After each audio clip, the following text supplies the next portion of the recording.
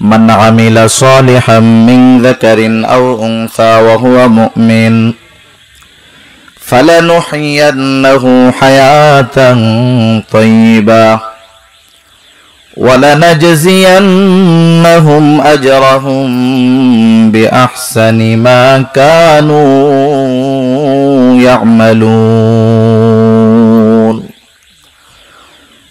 আল্লাহ রাব্বুল আলামিন পবিত্র কোরআনুল কারীমের 14 নম্বর পারা সূরাতুন নাহল 94 নম্বর আয়াত আল্লাহ রাব্বুল আলামিন বলেন মান আমিলা সালিহাম মিন যাকারিন আও উনসা ওয়া হুয়া মুমিন ঈমান অবস্থায় নারী অথবা পুরুষ মান আমিলা সালিহাম মিন যাকারিন আও উনসা ওয়া হুয়া মুমিন সে নারী হোক আর পুরুষ হোক ঈমান অবস্থায় যখন কেউ আমলে সালেহ করে নেক আমল করে আল্লাহ রাব্বুল আলামিন জানিয়ে দেন তাদের জন্য দুই ধরনের পুরস্কার নারী হোক আর পুরুষ হোক অসুবিধা নাই এক নম্বর শর্ত হলো তাকে ঈমানদার হতে হবে ঈমান অবস্থায় তাকে নেক আমল করতে হবে এইখানে একটা জিনিস পরিষ্কার হয়ে গেল কারো আমল যদি আল্লাহ রাব্বুল আলামিনের দরবারে কবুল হতে হয় নিঃসন্দেহে তাকে ঈমানদার হতে হবে ঈমান যার নাই তার আমল আল্লাহর দরবারে কবুল হবে না ওই বেঈমানের কোনো ভালো আমল পরকালে তার কোনো কাজে আসবে না সেই জন্য ঈমান অবস্থায় যখন কোনো নারী অথবা পুরুষ আমল করে তার আমলের প্রতিদান হয় দুই ধরনের এখন প্রশ্ন হতে পারে কাফেররাও তো ভালো আমল করে তাদের আমলের প্রতিদান হবে না কেন কাফেরদের আমলের প্রতিদান আল্লাহ রাব্বুল আলামিন দিয়ে দেন তবে আখিরাতের জন্য রাখেন না দুনিয়াতেই দিয়ে দেয় কাফেরদের আমরা উঁচু উঁচু বাড়ি দামি গাড়ি আধুনিক প্রযুক্তি দেখে অনেক সময় আমরা হতাশ হয়ে যাই মুসলমানেরা অনেক সময় এই অভিযোগ অনুযোগ করে যে দুনিয়ার সব সুখ স্বাচ্ছন্দ্য শান্তি আল্লাহ তাআলা কাফেরদেরকেই দিয়ে দিয়েছে তাদের উঁচু উঁচু দালানগুলা দেখে অনেক মুমিন ঈমান হারা হয়ে যায় কিন্তু কোরআনুল কারীমের মধ্যে আল্লাহ রাব্বুল আলামিন জানিয়ে দেন মুমিনদের ঈমান হারা হয়ে যাওয়ার আশঙ্কা যদি না থাকতো আল্লাহ রাব্বুল আলামিন কাফেরদের বাড়ির সিঁড়িগুলা ছাদগুলা স্বর্ণ রূপার আল্লাহ তাআলা বানায় দিতেন তাদেরকে আল্লাহ তাআলা দুনিয়াতেই তাদের ভালো কাজের প্রতিদান দিয়ে দিবে ভালো কাজ তো অনেকেই করে কাফেরদের মধ্যে অনেক মানুষ আছে ভালো কাজ করে কিন্তু তাদের তো ঈমান নাই সেজন্য তাদের ওই ভালো কাজের প্রতিদান আল্লাহ তাআলা দুনিয়াতেই দিয়ে দিবেন কিন্তু যে মুমিন নারী হোক অথবা পুরুষ হোক তার ভালো কাজের পরিপূর্ণ প্রতিদান আল্লাহ দুনিয়াতেই শুধু দিবেন না আখিরাতের জন্য আল্লাহ রেখে দেন ঠিক কিনা বলেন অনেক সময় দেখেন আমরা হতাশ হয়ে যাই আমরা আল্লাহর কাছে দোয়া করি না আমরা সবাই দোয়া করি কম বেশি আল্লাহ তাআলার কাছে চাই দোয়া বলতে আমরা যদি শুধু মনে করি যে আল্লাহর কাছে শুধু হাত উঁচু করে যেটা চাই ওইটা না আমি যেটাই চাই হাত উঁচু করে হোক এমনে হোক যেটা আশা করি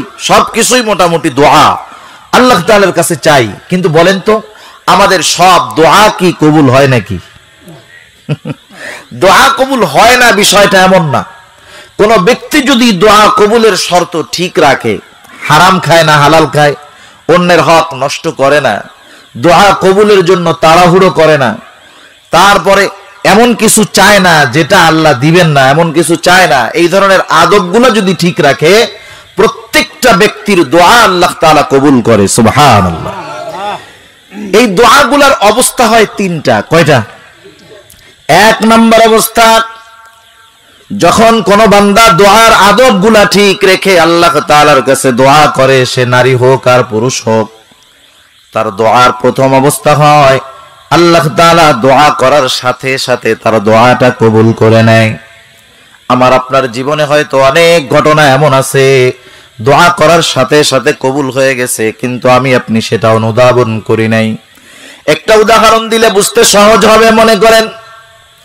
আপনার বিশেষ প্রয়োজনে ঢাকা যাওয়ার প্রয়োজন অথবা আপনার দূরে কোথাও যাওয়ার প্রয়োজন গভীর রাত আপনার সন্তান অসুস্থ আপনার স্ত্রী অসুস্থ মা বাবা অসুস্থ রাত 2-3 বাজে গভীর রাত স্বাভাবিক আপনি এখান থেকে কোনো গাড়ি বিশ্ব রোডে যাওয়ার জন্য পাবেন না এটা স্বাভাবিক ব্যাপার কিন্তু এরপরেও যেহেতু আপনাকে যেতেই হবে, ওই যাওয়ার সময় আপনি নিজেই অন্তর থেকে আল্লাহ তাআলার কাছে বলবেন, আল্লাহ আমাকে বহুত দূরে যেতে হবে, এখান থেকে প্রায় 5 কিলোমিটার দূর হলো আপনাদের মেন রোড, হেঁটে যাওয়া কষ্টের ব্যাপার। আপনি মনে মনে তখন আল্লাহর কাছে বলবেন, আল্লাহ যদি এখান থেকে যাওয়ার জন্য একটা গাড়ির ব্যবস্থা হয়ে যাইতো ভালো হইতো। আপনি একটু আগানোর পরে প্রতাপ বাজারে যাওয়ার আগেই আপনি দেখলেন একটা ভ্যান আছে, একটা ইজি বাইক আছে, অটো আছে, ভ্যান আছে আপনার পরিচিত। কেমন জানি লোকটা আপনার জন্যই অপেক্ষা করতেছে। আপনি গেলেন, আপনাকে নিয়ে সে বিশ্ব রোডে চলে গেল, পরিচিত মানুষ। এটা আমি একটা উদাহরণ দিলাম। এইরকম আমার আপনার জীবনে বহু দোয়ার সাথে সাথে কবুল হয়েছে, কিন্তু এই বিষয়গুলো আমি আপনি মনে রাখি নাই, অনুধাবন করি নাই। সেই জন্য দোয়ার প্রথম অবস্থা হয়, একজন ব্যক্তি আল্লাহ তাআলার কাছে দোয়া করে, দোয়া করার সাথে সাথে তার দোয়া কবুল হয়ে যায়। এটা প্রত্যেকের জীবনে কম বেশি বিভিন্ন ক্ষেত্রে এটা হতেই পারে, এটা অস্বাভাবিক কোনো কিছু না। অনেক সময় মনে করেন দোকানদার একজনের কাছে টাকা পাবে, এমন এক রাস্তায় যাইতেছে, মাশাআল্লাহ মুখোমুখি দেখা হয়ে যাবে। যার কাছে টাকা পায় সে তখন কি বলবে যে বলেন তো, মনে মনে বলবে আল্লাহ জানি ধরা না পড়ি। দেখা গেল দোকানদার নাইমা আরেক দিক চলে গেল, তার মানে কি ওর দোয়া ওই সময় কবুল করছে কে? আল্লাহ কবুল করছে। এরকম বহুত দোয়া আমার আপনার জীবনে কবুল হয়, কিন্তু আমরা সেটা মনে রাখি না। সেজন্য দোয়ার প্রথম অবস্থা হলো দোয়া করার সাথে সাথে কবুল হয়ে যায়। দোয়ার দ্বিতীয় অবস্থা হলো সাথে সাথে কবুল হয় না, আল্লাহ তাআলা ওই দোয়ার প্রতিদানটা বিলম্বে দেন। যেমন অনেক মানুষ আছে 2000 সাল থেকে দোয়া করতেছে, আল্লাহ আপনার ঘর আমাকে একবার জিয়ারত করার তৌফিক দেন। দোয়া করতেছে 15 বছর ধরে, দেখা গেল 2017 সালে তার কপালে হজ নসিব হয়েছে, কিন্তু দোয়া করতেছে 2000 সাল থেকে 17 বছর পরে তার দোয়াটা কার্যকর হয়েছে। সেই জন্য দোয়ার দ্বিতীয় অবস্থা হলো আল্লাহ তাআলা দোয়া যেটা চাওয়া হয় এটা বিলম্বে দেন। আর দোয়ার তৃতীয় অবস্থা হলো আল্লাহ তাআলা সাথে সাথেও দেন না, দুনিয়াতে বিলম্বেও দেন না, ওইটাকে আল্লাহ তাআলা আখিরাতের জন্য সম্পদ বানায় রেখে দেয়। অনেক দোয়া আমি আপনি করি, সেগুলো আল্লাহ তাআলা দুনিয়ায় দেয় না, এর মানে এটা না যে দোয়াগুলো কবুল হয় না। কিয়ামতের ময়দানে যখন মানুষের আমলনামাগুলো হাতে দিয়ে দেওয়া হবে, প্রত্যেকেই আমলনামা পড়ার যোগ্যতা অর্জন করবে, প্রত্যেকেই দেখবে আমার এই আমলের বিনিময়ে এই সওয়াব, এই আমলের বিনিময়ে এটা পাইছি। বিশাল একটা ভান্ডার থাকবে, বলবে আল্লাহ এত নেকি কিসের বিনিময়ে পাইলাম? আল্লাহ তাআলা তখন জানিয়ে দিবেন, এটা হলো তোমার দুনিয়ার ওই সমস্ত দোয়া যেগুলা তুমি মনে করতা আমি আল্লাহ কবুল করি নাই, কিন্তু তুমি তো চাইছো যা আমি দুনিয়াতে দেই নাই, এর কারণ হলো ওইটার মধ্যে তোমার জন্য কল্যাণ ছিল না, এজন্য দুনিয়াতে আমি দেই নাই, তোমার জন্য আখিরাতে সঞ্চয় করে রেখেছি, আজকে আমি তোমাকে এই প্রতিদান দিয়ে দিলাম। তখন মানুষেরা বলবে আল্লাহ আপনি দুনিয়াতে আমার দোয়াগুলা কবুল কইরা যেগুলা দিছিলেন ওইগুলা দুনিয়াতে না দিয়া আখিরাতের জন্য যদি রাইখা দিতেন তাহলে বেশি ভালো হইতো। সুবহানাল্লাহ। যে কথার থেকে গেলাম যে আমরা যখন নেক আমল করি ঈমান সহকারে, প্রত্যেকটা আমলের প্রতিদান আল্লাহ সুবহানাহু ওয়া তাআলা দুনিয়াতে দিবেন, আর না হলে আখিরাতের জন্য সঞ্চয় করে রেখে দিবেন। সুবহানাল্লাহ। সেজন্য নারী অথবা পুরুষ আমলটা যদি কাজে লাগাতে হয়, এক নম্বরে দরকার হলো ঈমানের। এজন্য আল্লাহ রাব্বুল আলামিন বললেন, নারী অথবা পুরুষ নেক আমল যেই করুক না কেন, ওহুয়া মুমিন, ঈমান অবস্থায়। ঈমান অবস্থায় যখন কোনো আমল করা হবে, ওই আমলের দ্বারা দুই ধরনের প্রতিদান পাওয়া যাবে। এক ধরনের প্রতিদান হলো দুনিয়ায়, আর এক ধরনের প্রতিদান হলো আখিরাতে। ঈমান অবস্থায় নেক আমল, আমি ঈমানের আলোচনার দিকে যাব না, আমি নেক আমলের আলোচনা আজকে করব। এক নম্বরে ঈমানটা তো নিঃসন্দেহে হতে হবে শিরক মুক্ত ঈমান। যেই ঈমানের সাথে শিরক আছে, যেই ঈমানের মধ্যে তাওহীদ নাই, ওই ঈমানের কোনো দাম আল্লাহ তাআলার কাছে নাই। এই সাথে সাথে আমলটা হতে হবে আমলে সালেহ। আল্লাহ তাআলা শুধু আমলের কথা বলেন নাই, মান আমিলা আমল। এখন এই সৎ আমল, খাঁটি আমল, আমলে সালেহ কিভাবে হবে আমাদেরটা? ঈমান যদি ঠিক থাকে আর আমল যদি অল্প হয় আল্লাহর নবী বলেন আল্লাহ তাআলার কাছে এটা কবুল হবে, নাজাতের কারণ হবে। সেজন্য নবীজি বলেন আখলিস দীনাকা ইয়াকফিকাল আমালুল কালিল। নবীজি বলেন তোমার ঈমান খাঁটি করো, অল্প আমল নাজাতের জন্য যথেষ্ট হবে। এক নাম্বার দরকার হলো ঈমানের বিশুদ্ধতা, এর সাথে সাথে যদি আমল করতে পারি আমলে সালেহ হবে। এখন প্রশ্ন হলো কোন আমলের দ্বারা দুই ধরনের প্রতিদান পাওয়া যায়? উলামায়ে কেরাম মুফাসসিরিনে কেরাম বলেন যে আমলের মধ্যে চারটা জিনিস পাওয়া যায়। কয় জিনিস? চার জিনিস ঠিক রেখে যদি আমরা আমল করতে পারি ওই আমল কাজে আসবে, আল্লাহর দরবারে কবুল হবে, আর যদি ঈমানটা ঠিক থাকে। এক নাম্বার যেটা লাগবে আমলে সালেহ হওয়ার জন্য এক নম্বরে যেটা দরকার সেটার নাম হলো ইখলাস তথা নিয়তের পরিশুদ্ধতা। নিয়তের পরিশুদ্ধতা বিহীন কোন আমল আল্লাহর দরবারে কবুল হবে না। নিয়তের পরিশুদ্ধতা হলো আমি আমলটা করতেছি কার জন্য, এটা আমাকে আগে ফিক্সড করতে হবে, ঠিক করতে হবে। আমার আমলটা যদি আল্লাহ তাআলার সন্তুষ্টির জন্য হয়ে যায়, ওই আমল যদি ছোট হয় ওই আমলের দ্বারা আল্লাহ তাআলা আমাকে মাফ করে দিবে। আমলে সালেহ যদি হয় তথা আল্লাহর জন্য যেই আমল করব, ইখলাস ওয়ালা আমল, নিয়ত পরিশুদ্ধ ওয়ালা আমল, ওই আমল দুনিয়ায় কাজে আসে, আখিরাতেও কাজে আসে। আমরা আল্লাহর কাছে যখন দোয়া করি, দোয়ার সময় বিভিন্ন ওসিলা দিয়ে আমরা দোয়া করি, করি না? ওসিলা দিয়ে দোয়া করি। সবচাইতে উত্তম ওসিলা হলো নেক আমলের ওসিলা দিয়ে দোয়া করা। বিশেষ করে ইখলাস ওয়ালা নেক আমলের ওসিলা দিয়ে আল্লাহ রাব্বুল আলামিনের দরবারে দোয়া করলে ওই দোয়া কবুল হয়। হাদিসের মধ্যে রাসূল আকরাম সাল্লাল্লাহু আলাইহি ওয়াসাল্লাম তিন যুবকের ঘটনা বর্ণনা করেছেন। এটা একটা প্রসিদ্ধ ঘটনা। রাসূল আকরাম সাল্লাল্লাহু আলাইহি ওয়াসাল্লাম বলেন অতীতকালে তিনজন যুবক ভ্রমণে বের হলো। পাহাড়ের পাদদেশ দিয়ে তারা পথ চলতেছে। পথ চলতে চলতে একটা সময় আকাশের মধ্যে মেঘ, বৃষ্টির পূর্বাভাস, ঝড় শুরু হয়ে গেল। ঝড় বৃষ্টি থেকে বাঁচার জন্য তারা পাহাড়ের গায়ে লাগো একটা গর্তের মধ্যে আশ্রয় নিল, অপেক্ষমান কোন সময় ঝড় শেষ হবে আবার তারা বাড়িতে ফিরে যাবে। ইতিমধ্যে হঠাৎ করে একটা বড় পাথর তাদের গর্তের মুখের উপরে এসে পড়ল। গর্তের মুখটা বন্ধ হয়ে গেল। ভেতর থেকে তিনজন যুবক সর্বশক্তি দিয়ে পাথরটাকে ধাক্কাচ্ছে, এক চুল পরিমাণ নড়াইতে পারে নাই। তিনজন যুবক যখন ক্লান্ত শ্রান্ত হয়ে গেল, হতাশ হয়ে গেল যে না, এখান থেকে আমাদের আর কোনো বাঁচার উপায় নাই, এখানে আমাদের মৃত্যু হয়ে যাবে, আমাদের আত্মীয় স্বজন আমাদের লাশটাকেও পাবে না, হতাশ হয়ে গেছে। যাদের মধ্যে ন্যূনতম ঈমান আছে এরা চূড়ান্ত পর্যায়ে হতাশ কখনো হয় না। যত বিপদ আসুক, যত কষ্ট আসুক, যত বাধা আসুক, এক সময় যার দিকে ফিরে যায় তিনি কে? এবার তিন যুবক মিলে পরামর্শ করলো, শোনো, এখান থেকে আমাদের নিজ ক্ষমতায় বাঁচার কোনো উপায় নাই। আমাদেরকে এখান থেকে বাঁচাতে পারে একমাত্র আল্লাহ।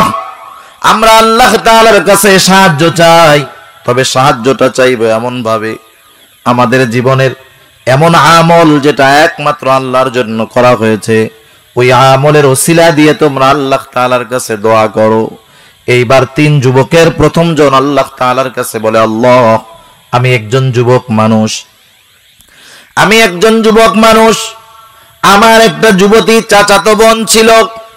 আয় আল্লাহ, আমি যৌবনের তাড়নায় তাকে সব সময় কাছে পাওয়ার আশা করতাম, কিন্তু আমার কখনো সুযোগ হয় নাই। আয় আল্লাহ, আমার চাচাতো বোনটা ছিল অভাবী, দরিদ্র।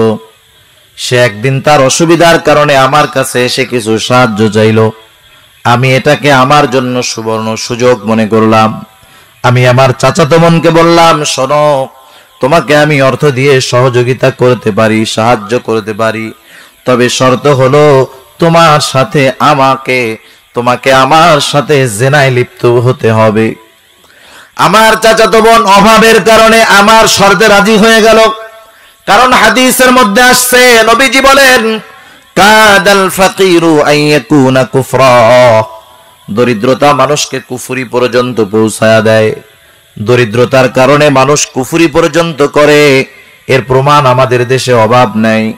আপনি দেখবেন বিশেষ করে যেই সমস্ত এলাকায় অতি দরিদ্র পীড়িত এলাকা, একেবারে পার্বত্য অঞ্চল, অভাবগ্রস্ত এলাকা, ওই সমস্ত এলাকায় হাজার হাজার মুসলমান কিছু টাকা পয়সা সুযোগ সুবিধার বিনিময়ে তাদের ঈমানকে খ্রিস্টানদের হাতে বিক্রয় করে দিচ্ছে।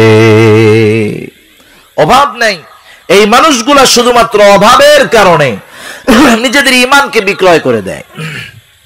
আরেকটা জিনিস খেয়াল রাখতে হবে, আমাদের আশেপাশে অনেক মানুষ আছে বিভিন্ন সময় বিভিন্ন কারণে অপরাধের সাথে জড়ায়া যায়, আছে না নাই? যারা অপরাধের সাথে আছে, সব অপরাধী হয়েছে শখ করে নয়, ইচ্ছা করে নয়। অনেক অপরাধী তার জীবনের ব্যাপারে খোঁজ নিলে দেখা যাবে যে সে এই অপরাধের সাথে জড়ানোর অন্যতম কারণ হলো অভাব, ঠিক না? আমাদের গ্রাম অঞ্চলের ভাষায় অনেক সময় বলে অভাবে স্বভাব নষ্ট হয়ে যায়। অভাবে স্বভাব নষ্ট হয়, এজন্য মানুষ হিসাবে আমাদের দায়িত্ব আছে। আমার দায়িত্ব হলো, আমি একজন সচ্ছল মানুষ, আমার প্রতিবেশী যদি অভাবের কারণে গুনার পথে চলে যায়, কিয়ামতের দিন আমাকে আল্লাহ রাব্বুল আলামিনের দরবারে জবাবদিহিতা করতে হবে, কোনো সন্দেহ নাই।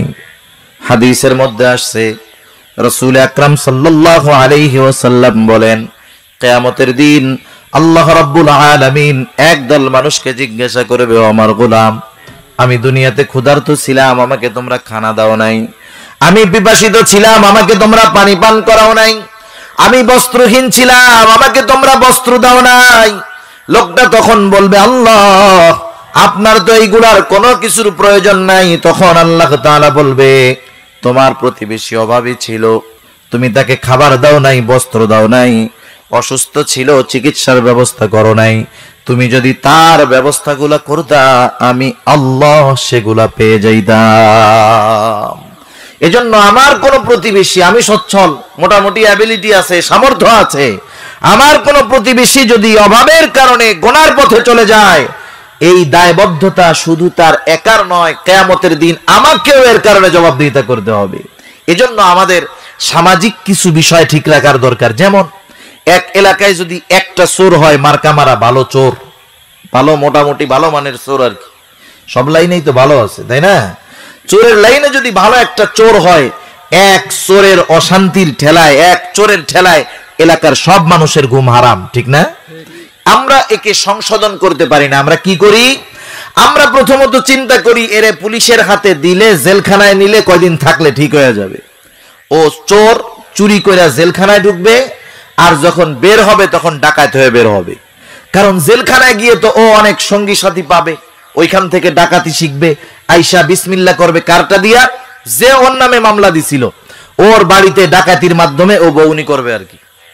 কিন্তু আমি যদি ওইটা না করে একটু দায়বদ্ধতা মাথায় নিয়ে চিন্তা করতাম যে লোকটাকে যতই পুলিশে দেওয়া হোক না কেন, দিন যাবে তার অপরাধের মাত্রা বাড়বে, কিন্তু তার সংশোধনের চেষ্টা করার দরকার।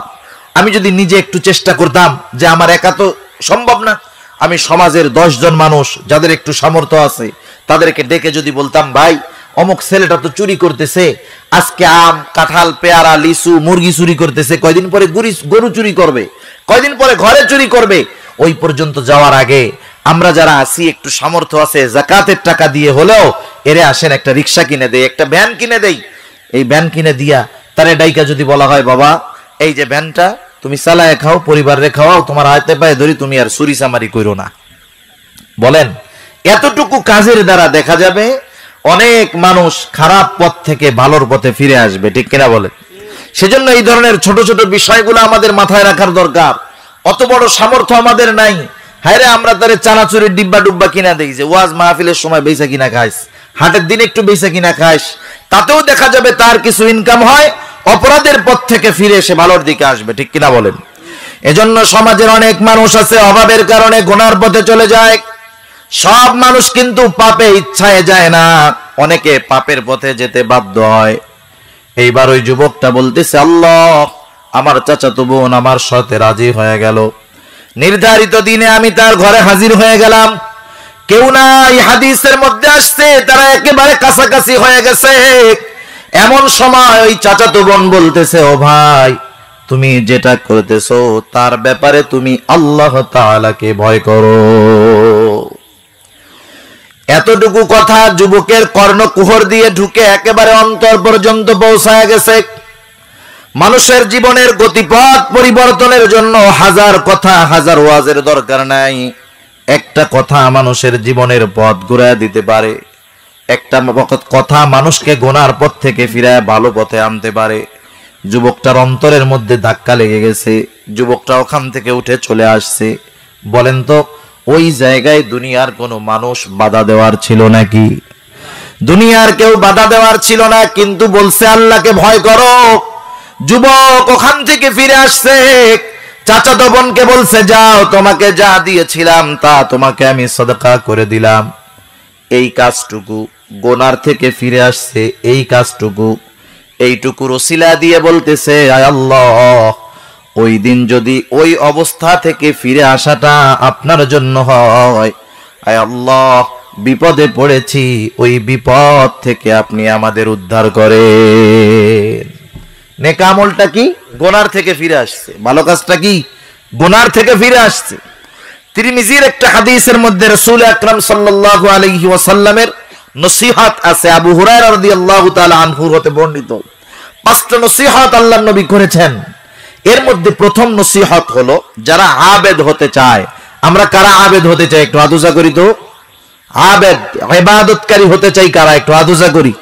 নারায়ে তাকবীর, নারায়ে তাকবীর, মাশাআল্লাহ। হাত নামাই। আবেদ মানে হলো ইবাদত গুজার বান্দা আর কি।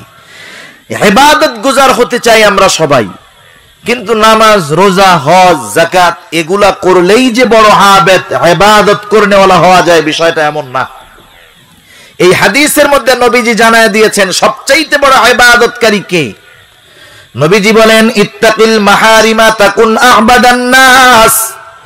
নবীজি আবু হুরায়রা রাদিয়াল্লাহু তাআলা আনহুকে বলতেছে, ও আবু হুরায়রা, গুনার থেকে বাঁচো, হারাম থেকে বাঁচো, নিষিদ্ধ বিষয় থেকে বাঁচো, তুমি মানুষের মধ্যে সবচাইতে বড় আবেদ হয়ে যাবা।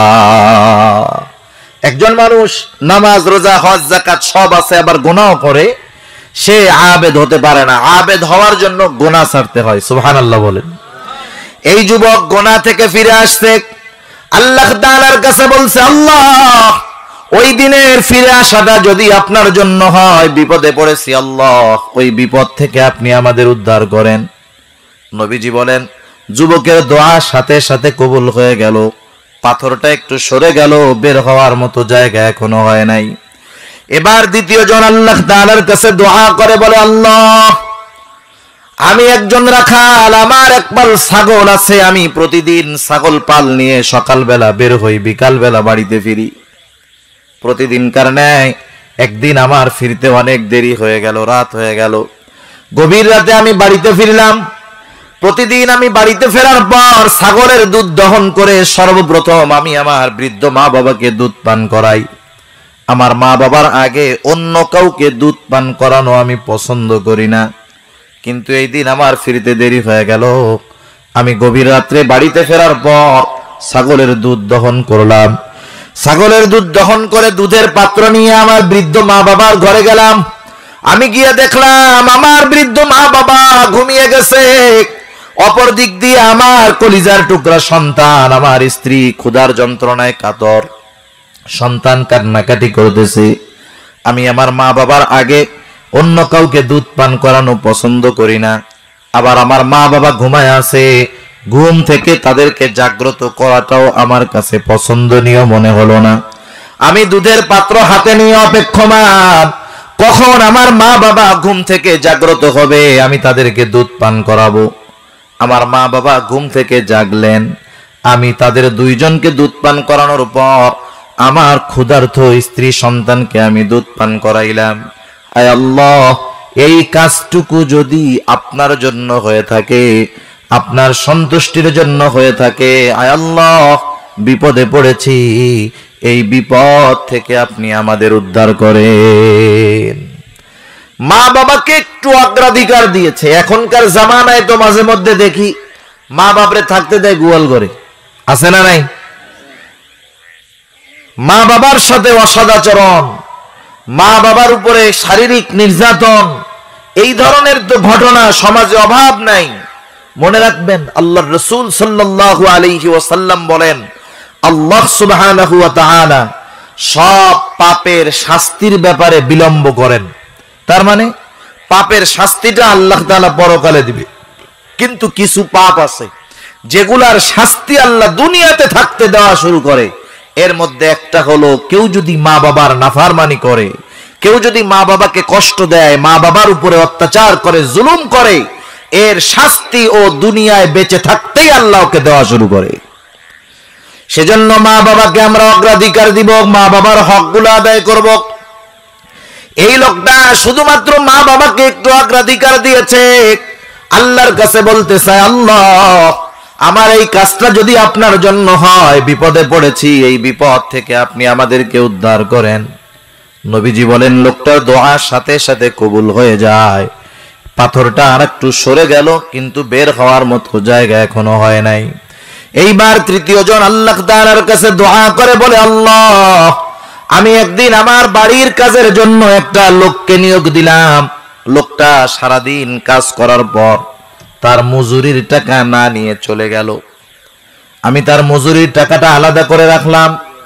দীর্ঘদিন তার টাকাটা আমার কাছে আছে, তার আসার নামে কোনো খবর নাই। আমি টাকাটা ফালায় রাখা ভালো মনে করলাম না। আমি তার ওই টাকা দিয়ে একটা ছাগলের বাচ্চা কিনলাম। আল্লাহ আপনি এই ছাগলের মধ্যে বরকত দিলেন। এক সময় ছাগলের পালটা বেশ বড় হয়ে গেল, ওইটা রক্ষণাবেক্ষণ করা আমার জন্য কঠিন হয়ে গেল। আমি কয়েকটা ছাগল বিক্রয় করে আমি একটা রাখাল নিয়োগ দিলাম। এইবার রাখাল সহ ছাগলের পালটাও অনেক বড় হয়ে গেল। দীর্ঘদিন পর ওই লোকটা আমার কাছে এসে বলে, ও ভাই, তোমার কাছে আমার একটা মজুরির টাকা বাকি ছিল, সেটা আমাকে দিয়ে দাও। এইবার ওই লোকটা কি করলো, রাখাল সহ ছাগলের পাল দেখায় দিছে। বলে যে, ভাই এই যে রাখাল সহ বিশাল ছাগলের পাল, এটা তোমার মজুরি, তুমি নিয়ে যাও। লোকটা বলে, তুমি আমার সাথে মজা করো নাকি? এবার আমি বললাম, না, তোমার সাথে আমি মজা করি না। তোমার মজুরির টাকা দিয়ে একটা ছাগল কিনেছিলাম, এইটার ভিতরে আল্লাহ তাআলা বরকত দিয়েছে, এগুলার সব হক তোমার, তুমি নিয়ে যাও। লোকটা রাখাল সহ ছাগলের পালের সবগুলা ছাগল নিয়ে গেল, একটা ছাগলও রেখে যায় নাই। আয় আল্লাহ, সে আমাকে একটা ছাগলও দেয় নাই, এতে করে আমি বেজারও হই নাই। আয় আল্লাহ, আমার এই কাজটা যদি আপনার জন্য হয়, আমি বিপদে পড়েছি, এই বিপদ থেকে আপনি আমাকে উদ্ধার করেন। দোয়া কবুল হয়ে গেল, পাথরটা আর একটু সরে গেল, 3 যুবক বের হলো, নিরাপদে বাড়িতে পৌঁছায় গেল। যেই কথার থেকে বললাম, দেখেন আল্লাহ তাআলার সন্তুষ্টির জন্য যদি ছোট ছোট কাজও করা হয়, ছোট ছোট আমলও করা হয়, ওই আমলগুলোর কিন্তু অনেক পাওয়ার। আপনি একজনকে 2টা টাকা দিয়েছেন, মাত্র 2টা টাকা। আরেকজন 1 লক্ষ টাকা দিয়েছে, 1 লক্ষ টাকা। আরেকজন দিয়েছে 2 টাকা। ওই 2 টাকা যদি আল্লাহর জন্য হয়, লক্ষ কোটি টাকা যদি মানুষকে দেখানোর জন্য হয়, আল্লাহর কসম ওই ইখলাসওয়ালা 2 টাকা দানের দাম আল্লাহর কাছে অনেক অনেক বেশি। যে কোনো আমল হোক, যেটা আল্লাহর জন্য করা হয়, সেটার দাম বেশি। আরে ভাই, আপনি যদি এক মুমিনকে ভালোবাসেন, আপনার বন্ধু এক মুমিন, আপনি যদি তাকে গিয়ে বলেন, ভাই আপনি একজন মুমিন, আমিও মুমিন, আমি আপনাকে আল্লাহর জন্য ভালোবাসি, আল্লাহর জন্য ভালোবাসি, এই ভালোবাসাটাও হবে ইবাদত। সুবহানাল্লাহ। সেজন্য আমার আপনার গোটা জিন্দেগীর সব আমল, ছোট বড়, সব হবে কার জন্য? জোরে বলেন, আল্লাহ তাআলা। সেজন্য বলেন, নবীকে আপনি বলেন, কুল ইন্না সালাতি ওয়া নুসুকি ওয়া মাহইয়ায়া ওয়া মামাতি লিল্লাহি রাব্বিল আলামিন।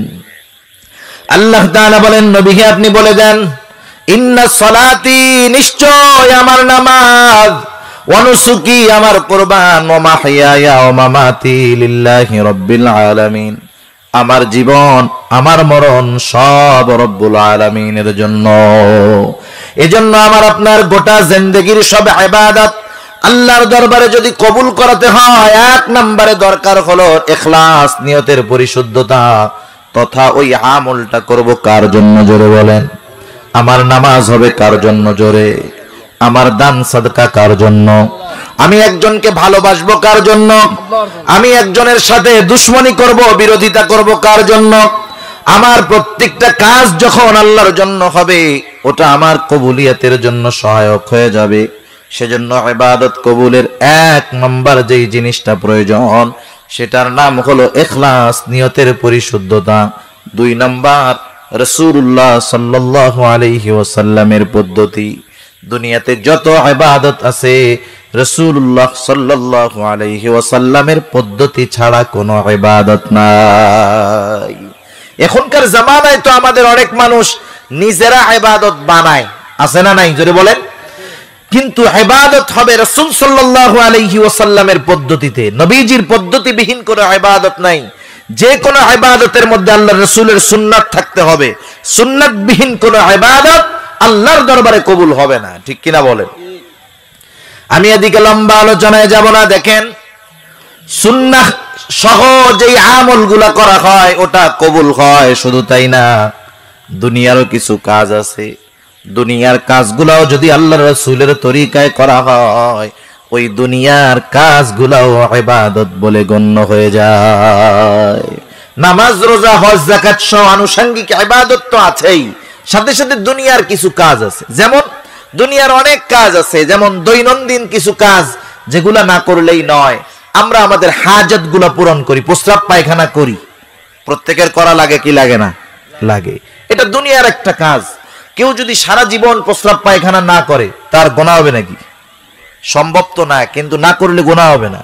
যদি দিনে 15 বার করে সওয়াব হবে? সওয়াবও হবে না।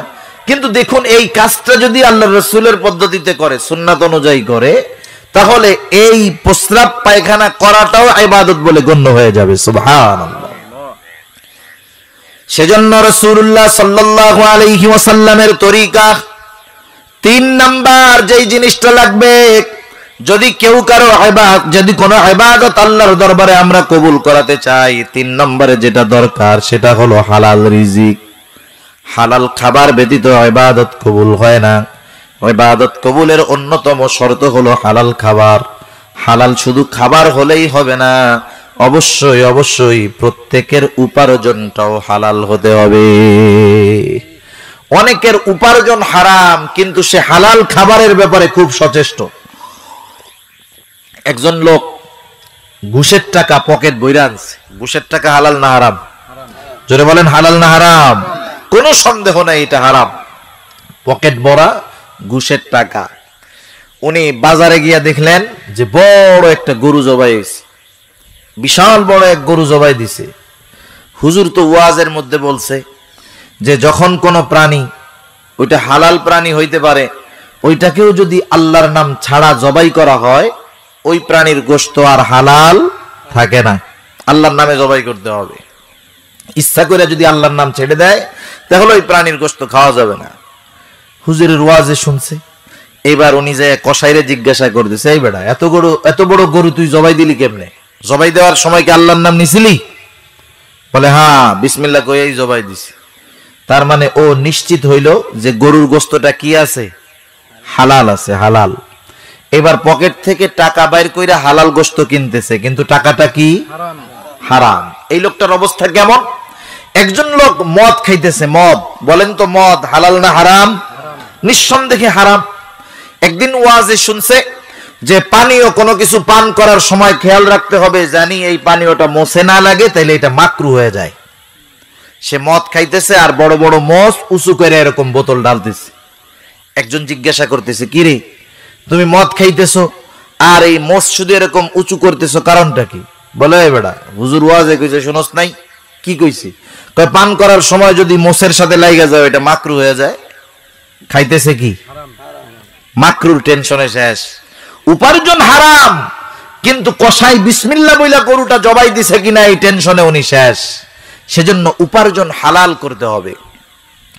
হালাল উপার্জনের ব্যাপারে আল্লাহ তাআলা কোরআনুল কারীমের মধ্যে বলেন, সূরাতুল জুমুআ 28 নম্বর পারা আল্লাহ তাআলা বলেন ফাইযা কুদিয়াতিস সালাতু ফান্তাশিরু ফিল আরদ ওয়াবতাগু মিন ফাদলিল্লাহ।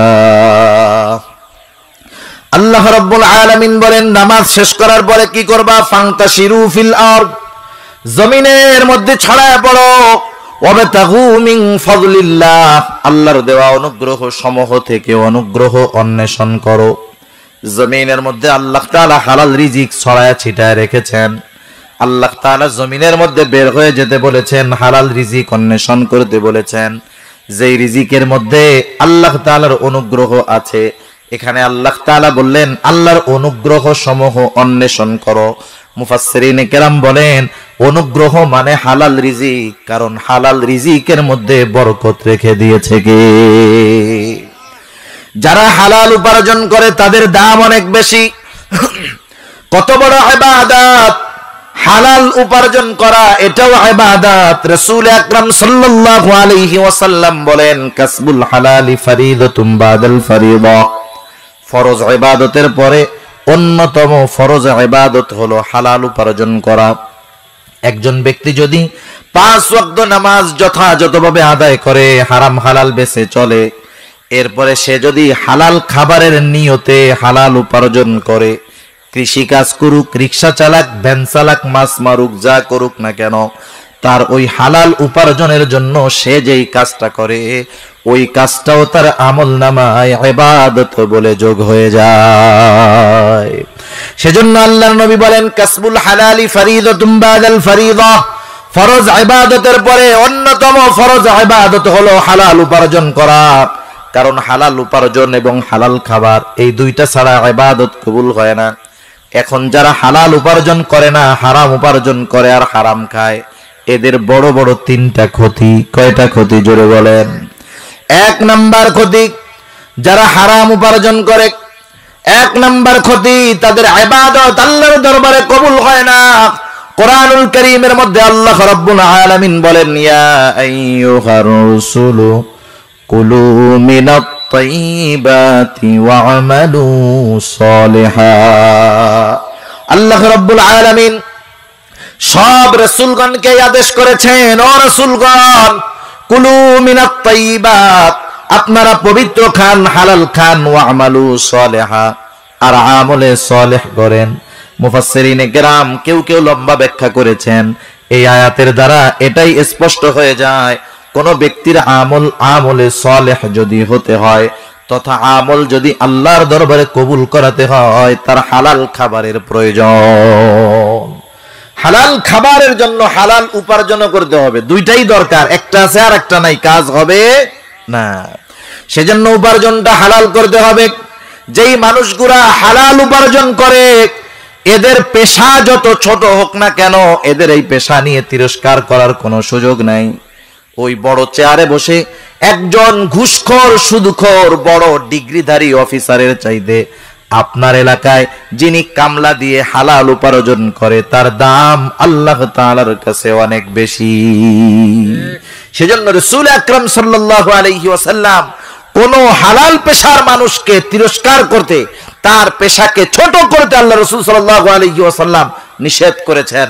সেজন্য অনেক সময় আছে আমরা একটু বড় মানুষ হইছি, আমরা একটু ভালো পজিশনে আছি, এলাকার একজন ভ্যান চালায়, একজন মাছ মারে, আমরা তাদেরকে ছোট মনে করি, বাজারে গিয়ে তাদের সাথে খারাপ আচরণ করি। খবরদার, কোন সময় কারো পেশা নিয়ে তাকে তিরস্কার আমরা করব না।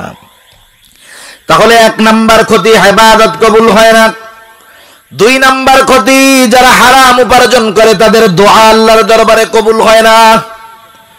সাহাবায়ে কেরাম একদিন রাসূলুল্লাহ সাল্লাল্লাহু আলাইহি ওয়াসাল্লামের কাছে এসে এক ব্যক্তির ব্যাপারে বলল। তারা দেখলো একটা লোক বাইতুল্লাহর সামনে আল্লাহর দরবারে খুব রোনাজারি করতেছে ইহরামের পোশাক পরে। ওই ব্যক্তির দোয়ার অবস্থা এমন ছিল, সাহাবায়ে কেরাম দেখার পর তারা নিশ্চিত যে এই ব্যক্তির দোয়া আল্লাহ তাআলা ফিরায় দিতে পারেন না, অবশ্যই তার দোয়া আল্লাহ কবুল করবে। নবীজির কাছে তারা বলতেছে ইয়া রাসূলুল্লাহ, এই লোকটা এমন ভাবে দোয়া করতেছে যে তার দোয়া হয়তো আল্লাহ তাআলা ফিরায় দিবেন না। কিন্তু ওই লোকটার বাস্তব অবস্থার কথা তো সাহাবায়ে করে কেমনে কবুল হবে? যার গায়ের পোশাকটা হারাম টাকার আর যার দেহটা হারাম খাবার দ্বারা গঠিত, যার উপার্জন হারাম, গায়ের পোশাক হারাম, দেহটা হারাম খাবার দিয়ে গঠিত হয়েছে, তার দোয়া আল্লাহর দরবারে কবুল হবে না, ইবাদত কবুল হবে না। 3 নাম্বার, হারাম খাবারের সবচাইতে বড় ক্ষতি, আল্লাহর নবী বলেন লা ইয়াদখুলুল জান্নাতা জাসাদুন গুদিয়া বিল হারাম, হারাম ভক্ষণকারীর শরীর জান্নাতে প্রবেশ করবে না। তাহলে দেখুন হালাল উপার্জনের, হালাল খাবারের কতটা গুরুত্ব।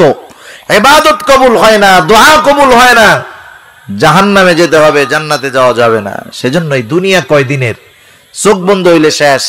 এই যে ঈদের সময় কত মানুষ দুর্ঘটনায় মারা গেছে, অ্যাক্সিডেন্ট করে মারা গেছে, কত মানুষ বাড়িতে আসার পথে মারা গেছে, কতজন যাওয়ার পথে মারা গেছে, আলো আল্লাহ না করুক আরো মারা যাবে। দুনিয়াটা তো চোখ বন্ধ হলেই শেষ, এরপরে তো অনন্তকালের এক যাত্রা আমাদের। এই দুনিয়ার সামান্য ভোগ বিলাসের জন্য হারাম উপার্জন করে আমল নষ্ট করলাম, আখিরাত বরবাদ করলাম, এই লোকগুলার চাইতে বোকা আর কেউ হতে পারে? আর কেউ হতে পারে না। এজন্য আমরা আমাদের উপার্জনটাকে হালাল করব, হারাম থেকে বেঁচে থাকবো, সুদ ঘুষ এগুলা থেকে বেঁচে থাকবো। দেখেন এই রোজার মাস, রোজা আমাদেরকে তাকওয়ার শিক্ষা দিয়ে গেছে, ঠিক না? কারণ রোজার দ্বারা কি হবে? আল্লাহ তাআলা কোরআনুল কারীমের মধ্যে বলতেছেন রোজা ফরজ করা হয়েছে লাআল্লাকুম তাত্তাকুন, যাতে তোমরা খোদাবিরু হতে পারো, মুত্তাকি হতে পারো। খোদাবিরুতা কি জিনিস রোজার মাসে আমরা নিজেরাই টের পাইছি। কেমন কইরা? দেখেন যেই ব্যক্তি রোজা রাখে, যখন ওযু করতে যায়, ওযু করতে গিয়ে কতটা সতর্ক সে থাকে যে আমি ওযু করতেছি, আল্লাহ না করুক যে আমার একটা ফোঁটা পানি জানি আমার গলার মধ্যে চলে না যায়, সেজন্য সতর্কতার সাথে থাকে। কত মানুষ বারবার রোজা রেখে শুধু থুতু ফালায়। কতজন প্রশ্ন করে আমাদের ফোন দিয়ে, হুজুর রোজা তো রাখলাম, গরমের সময় মুখের মধ্যে স্যাপ আসে, সব ফালায়া দেই, এখন তো দুপুর হইতে হইতে মুখ শুকাইয়া কাঠ হয়ে গেছে, এখন তো রোজাই রাখতে পারতেছি না। এখন ওই স্যাপ খাইলে কি রোজা থাকবে নাকি যাবে? স্বাভাবিকভাবে যেটা আসে এটা যদি গিলে ফেলে সমস্যা নাই, রোজা নষ্ট হবে না। কিন্তু দেখেন ওই লোকগুলা আল্লাহ তাআলার কতটা ভয় না জানি, এই থুতুটুকু খাইলে আমার রোজা ভেঙে না যায় এই ভয়ে থুতু খায় না, কষ্ট করে। যেই লোকগুলা রোজার মাসে এই রকম তাকওয়ার পরিচয় দিল, একটা ফোঁটা পানি, ওযুর পানি গলার নিচে আসতে দিল না, ওই লোকগুলাই মাশাআল্লাহ রোজা শেষ ধুমসে সুদ ঘুষ গিলতেছে আর গিলতেছে। ঠিক কিনা বলেন? তাকওয়া শুধু খাবারের ক্ষেত্রে না, ওই জায়গায় আমাকে আপনাকে তাকওয়া প্রদর্শন করতে হবে, আল্লাহকে দেখাতে হবে। হারাম খাবার, হারাম উপার্জন এগুলা দিয়ে ভোগ বিলাস করা যাবে না, এগুলা আমার চিরন্তন ক্ষতির কারণ হয়ে যেতে পারে। আল্লাহ হেফাজত করুক। তাহলে ইবাদত কবুলের তৃতীয় শর্ত হলো হালাল উপার্জন, হালাল খাবার হতে হবে। 4 নাম্বার শর্ত হলো যেই আমল আমি করব সেই আমলের মাসলা মাসাইল গুলো আমাকে আপনাকে জানতে হবে। এজন্য আল্লাহর নবী বলেন তলাবুল ইলমি ফরিদাতুন আলা কুল্লি মুসলিম, দ্বীনি ইলম শিক্ষা করা প্রত্যেক মুসলমান নরনারীর উপরে ফরজ। এখন আমরা অনেক সময় মনে করি হুজুররা শিখবে, আমাদের শেখার কি দরকার? কিন্তু না, একটা মানুষ কমপক্ষে তাকে এতটুকু ইলম শিখতে হবে যতটুকুর দ্বারা সে নিজে এবং পরিবার পরিজনকে দ্বীনের পথে চালাতে পারে। যদি এতটুকু ইলম আমরা না শিখে থাকি তাহলে একটা ফরজ আমল না করার গুনাহ আমার আমল নামায় যোগ হতে থাকবে। এজন্য আমরা এগুলা শিখে নিব। মাদ্রাসা আছে, ওলামায়ে কেরাম আছে, ইমাম সাহেব যারা আছেন, এদের কাছ থেকে আমরা নিজেরা দ্বীনের উপরে চলার জন্য যা দরকার, পরিবার পরিজনকে দ্বীনের উপরে চালানোর জন্য যা দরকার আমরা শিখে নিব। তাহলে এই 2 শর্ত পূরণ হইল।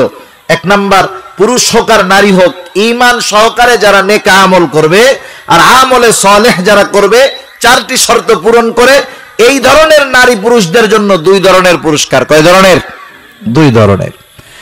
1 ধরনের পুরস্কার আল্লাহ তাআলা দুনিয়াতেই দিবেন, দ্বিতীয় ধরনের পুরস্কার আল্লাহ রাব্বুল আলামিন পরকালে দান করবে।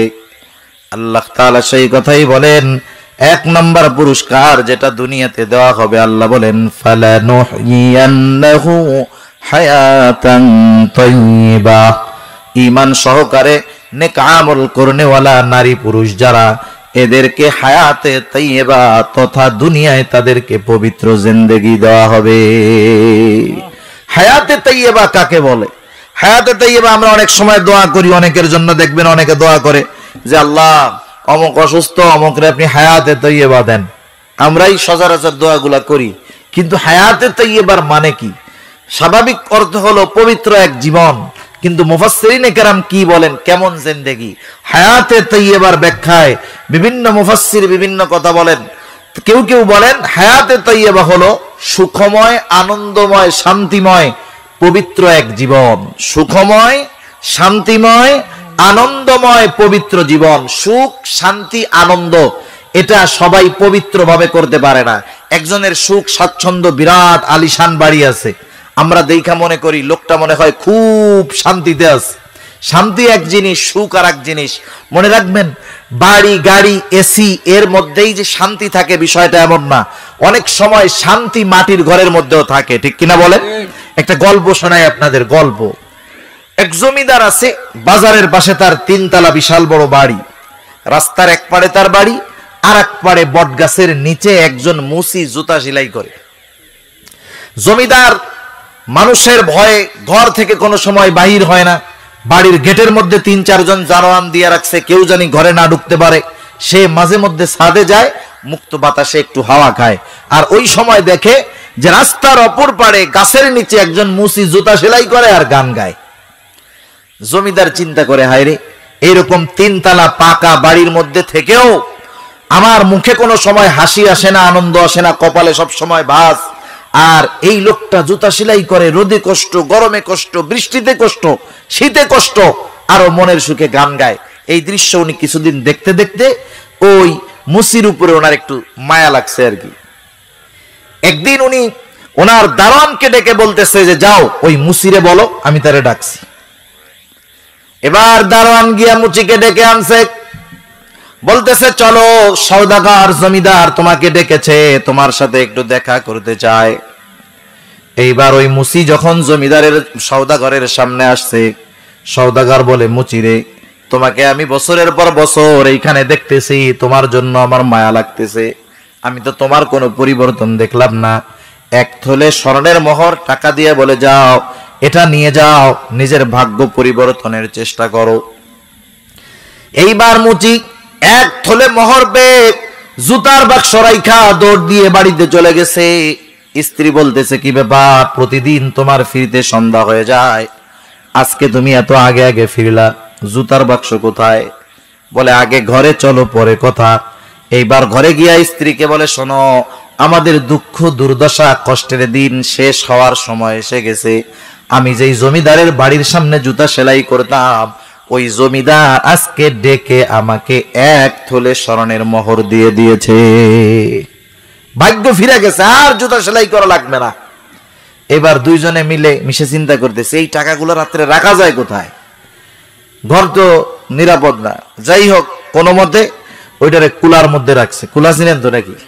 কুলার মধ্যে রাখছে। এইবার রাত্রেবেলা দুইজনের আর ঘুম আসে না, যে টাকা যদি চুরে নিয়ে যায় তাহলে কি হবে। এই চিন্তা করতে করতে একটু ঘুম আসছে, বিড়ালে একটা লাফ দিছে, ঘুম ভেঙে গেছে। স্বামী উঠাই বউরে কয়, দেখতো টাকা আছে নাকি। এক রাত্রে 10-12 বার ঘুম ভাঙছে। পরের দিন সকালে বউ কয়, শোনো, এই টাকা নিয়ে তুমি জমিদারের ফেরত দিয়ে আসো। এবার মুচি চলে গেছে টাকা নিয়ে, জমিদারের কাছে গিয়া বলে, ধরেন, আপনার টাকা আমার লাগবে না, আপনার টাকা আপনি ফেরত নিয়ে যান। বলে, কেন? বলে, আপনি আপনার সম্পদ থেকে অল্প কিছু সম্পদ আমাকে দিয়েছেন, আমার 1 রাত্রের ঘুম শেষ, আল্লাহ জানে আপনি এত টাকা নিয়ে কেমনে ঘুমান। সেজন্য সম্পদের মধ্যেই যে শান্তি থাকে বিষয়টা এমন নয়। হায়াতে তাইয়্যিবার অর্থ এমন নয় যে অঢেল সম্পদ আল্লাহ তাআলা দিবেন, বিষয়টা এমন না। কিন্তু আল্লাহ তাআলা দিবেন কতটুক, এই মানুষগুলার জিন্দেগি হালালের উপরে প্রয়োজন মুআফিক চলে যাবে। দুনিয়াটা তো প্রয়োজনের জায়গা, তার প্রয়োজন আল্লাহ পূরণ করবেন, কারণ তার গন্তব্য আখিরাত। সে আল্লাহ তাআলার কাছে আখিরাত চায়। যারা আখিরাত চায় তাদের লাভ কি? আল্লাহ তাআলা বলেন, মান কানা ইউরিদু হারসাল আখিরাতি নাজিদ লাহু ফি হারসিহি ওয়া মান কানা ইউরিদু হারসাদ দুনিয়া নুতিহি মিনহা ওয়া মা লাহু ফিল আখিরাতি মিন নাসিব। আল্লাহ রাব্বুল আলামিন বলেন, মান কানা ইউরিদু হারসাল আখিরাহ নাজিদ লাহু ফি হারসিহি, যে আল্লাহ তাআলার কাছে আখিরাত চায়, পরকাল চায়, পরকালের ফসল চায়, সফলতা চায়, আল্লাহ তাআলা বলেন নাজিদ লাহু ফি হারসি, আমি তার ওই ফসলের মধ্যে বাড়ায়া দেই। মুফাসসিরিনে কেরাম বলেন আল্লাহ তাআলা ওই ব্যক্তি আখিরাতে যা চায় আখিরাতের সব কিছু তাকে দেন, দুনিয়াতেও তার যতটুকু প্রয়োজন আল্লাহ তাআলা অতিরিক্ত ওইটুকু তাকে দিয়ে দেয়। আর যেই ব্যক্তি আখিরাত বাদ দিয়ে শুধু দুনিয়া চায়, ওয়ামান কানা ইউরিদু হারসাদ দুনিয়া নুতিহি মিনহা, যেই ব্যক্তি আল্লাহ তাআলার কাছে শুধু দুনিয়া চায় আখিরাত চায় না, আল্লাহ তাআলা তার চাওয়া মুআফিক দেন না, বরং নুতিহি মিনহা, আল্লাহ তাআলা যতটুকু চায় ততটুকু আল্লাহ তাআলা তাকে দেয়। মনে করেন আমি চাইছি কোটি টাকার মালিক হইতে, আমার যদি লাখ টাকা আসে আমার তৃপ্তি হবে না, আমার চাহিদা পূরবে না, কিন্তু আমি যদি আল্লাহ তাআলার কাছে আখিরাত চাইতাম তাইলে আল্লাহ যা দিত আমি তাতেই সন্তুষ্ট থাকতে পারতাম, ঠিক কিনা বলেন? সেজন্য আমার মধ্যে তৃপ্ততা আসতো, আনন্দ আসতো, শান্তি আসতো, সুখ আসতো। এজন্য আল্লাহ তাআলা হায়াতে তাইয়্যিবার মুফাসসিরিনে কেরাম প্রথম ব্যাখ্যা করেন যে সুখময়, শান্তিময়, আনন্দময়, পবিত্র একটা জীবন দিবেন, যেই জীবনে কোনো অপবিত্রতা থাকবে না, গুনাহ থাকবে না। হযরত দাহাক রাহমাতুল্লাহি আলাইহি বলেন হায়াতে তাইয়্যিবার অর্থ হলো আল্লাহ তাআলা অমুখাপেক্ষী জীবন তাকে দান করবে। দুনিয়ায় মানুষের কাছে তার চাওয়া লাগবে না, আল্লাহ তাআলা তার চাওয়াগুলো পূরণ করে দিবে। হযরত আলী রাদিয়াল্লাহু তাআলা আনহু বলেন আল্লাহ সুবহানাহু ওয়া তাআলা তাকে ইবাদতের মজা দিবেন, সাথে সাথে আল্লাহ সুবহানাহু ওয়া তাআলা দুনিয়াতে তাকে সম্ভ্রান্ত এবং সম্মানের জিন্দেগি আল্লাহ তাআলা তাকে দান করবেন। বলেন দুনিয়াতে যদি প্রয়োজন মুআফিক, প্রয়োজন যা তা পাওয়া যায়, সম্মানের সাথে থাকা যায়, ইবাদতের মজা পাওয়া যায়, একজন মুমিনের কাছে এর চাইতে বেশি কিছুর আর দরকার আছে নাকি?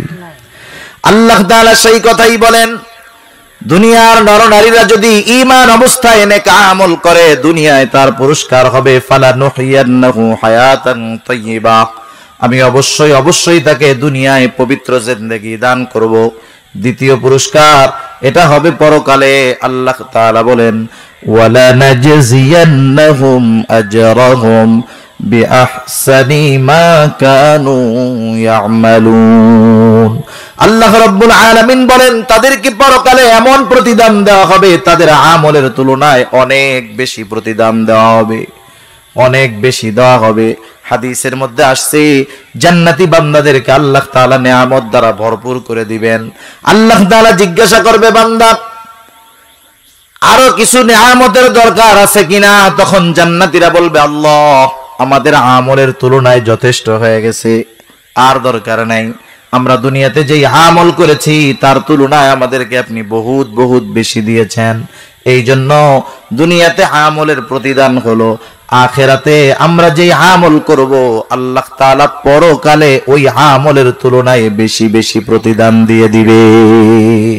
শুধু যদি দুইটা শর্ত ঠিক রেখে আমরা আমাদের আমলগুলো করতে পারি। এজন্য মা বোন যারা আছেন, অনেকে শুনতেছেন শুধুমাত্র পুরুষেরা সামনে থাকে, তাদের কথাই বেশি বলা হয়, মা বোনদের কথা কিছু বলার দরকার আছে না নাই?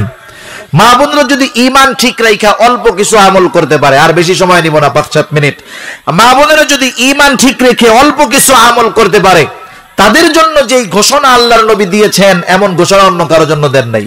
এক নম্বরে তারা ঈমান ঠিক রাখবে, আমলে সালেহ কি করবে? পুরুষেরা তো অনেক কাজ করে, অনেক আমল বাইরে করার সুযোগ আছে, মা বোনদের জন্য এটা কম থাকে। কিন্তু আল্লাহর নবী কি বলেন শুনেন মা বোনেরা খেয়াল দিয়া। নবীজি বলেন ইযা সাল্লাতিল মারআতু খামসাহা ওয়া সামাত শাহরাহা ওয়া তাআত বা'লাহা ওয়া হাসসানাত ফারজাহা দাখালাত মিন আইয়ি আবওয়াবিল জান্নাতি শাত। নারীদের ব্যাপারে বিশ্ব নবী রাহমাতুল লিল আলামিন বলেন যেই নারী যথা সময়ে 5 ওয়াক্ত নামাজ পড়বে, যথা সময়ে 5 ওয়াক্ত নামাজ পড়বে, রমাদান মাসে যথাযথভাবে রোজা রাখবে, নিজের সতীত্বের হেফাজত করবে, 4 নম্বর যখন তার বিবাহ হবে ওয়া তাআত বা'লাহা, স্বামীর তাআত করবে, তথা স্বামী যদি তাকে দ্বীনি কোনো বিষয়ে আদেশ করে, ভালো কোনো বিষয় আদেশ করে সেটার আনুগত্য করবে। নবীজি বলেন ওই রমণী জান্নাতের যেই দরজা দিয়ে খুশি সেই দরজা দিয়ে জান্নাতে প্রবেশ করবে। নারীদের জন্য স্পেশালিটি আল্লাহর নবী দিয়েছেন, সেজন্য মা বোনরা নফল ইবাদত অনেক হয়। এই যে স্বামীর খেদমত করে, রান্না করে খাওয়ায়, সন্তান লালন পালন করে, শ্বশুর শাশুড়ির খেদমত করে, এই কাজগুলা যদি মা বোনেরা একটু আল্লাহর জন্য করে, যে আমি আমার স্বামীরে খাওয়াইতেছি এটা আল্লাহর সন্তুষ্টির জন্য, যতদিন রান্না করে খাওয়াবে সবে ইবাদত, সন্তান লালন পালন করতেছে আল্লাহর জন্য করতেছি ইবাদত, শ্বশুর শাশুড়ির খেদমত করতেছে আল্লাহর জন্য করতেছি, এটা ইবাদত, কবুল নফল ইবাদতের সওয়াব তার আমলনামায় যোগ হতে থাকবে। সাথে সাথে ওই চারটা কাজ যখন কোনো মা বোন করবে, নবীজি বলেন জান্নাতের যেই দরজা খুশি সেই দরজা দিয়ে সে জান্নাতের মধ্যে প্রবেশ করতে পারবে। সম্মানিত উপস্থিতি, এ দুনিয়া আমাদের জন্য কিন্তু চিরস্থায়ী থাকার জায়গা নয়। মূল বাড়ি হলো আমাদের জান্নাত। আমাদের পিতার বাড়ি ছিল জান্নাত, আমরা আমাদের পিতার বাড়ি জান্নাতে যদি যেতে হয় দুনিয়াতে কিছু ভালো কাজ করতে হবে, ঈমানের সাথে থাকতে হবে, নেক আমল করতে হবে। আর আমি আপনি যদি এই রাস্তায় থাকতে চাই, দ্বীনি কাজ, দ্বীনি বিষয়ের সাথে সর্বদা আমাদেরকে সম্পৃক্ত থাকতে হবে। আলহামদুলিল্লাহ, এই যে মাদ্রাসা আছে, মসজিদ হচ্ছে, এগুলার সাথে আমাদের সম্পৃক্ত থাকতে হবে। আমি যখন ফ্রি সময় পাবো, আমার কাজ নাই, আমরা কি করি? কাজ যদি না থাকে চার দোকানে বসে টেলিভিশন দেখা শুরু করি, মাশাআল্লাহ। এই কাজটা না করে বাজারে না গিয়ে, আপনি বাজারের যে মজলিসগুলো হয় সে প্রত্যেকটাই গুনার মজলিস, প্রত্যেকটা জায়গায় আমলের ক্ষতি হয়, গীবতের মজলিস, পরনিন্দার মজলিস, হিংসার মজলিস, হানাহানি মারামারির মজলিস। আপনি আপনার ওই সময়টা, এই যে মাদ্রাসায় হাফেজি মাদ্রাসা হেফজখানা আছে, আপনি গিয়ে একটু কোরআন শুনেন না, আপনি পড়তে পারেন না, আপনি শুনেন, ওই শ্রবণ করার বিনিময়ে সওয়াব আপনার আমলনামায় যোগ হবে। একটু মসজিদের মধ্যে বসে থাকেন, কারণ দুনিয়ায় সবচেয়ে প্রশান্তির জায়গা হলো মসজিদ।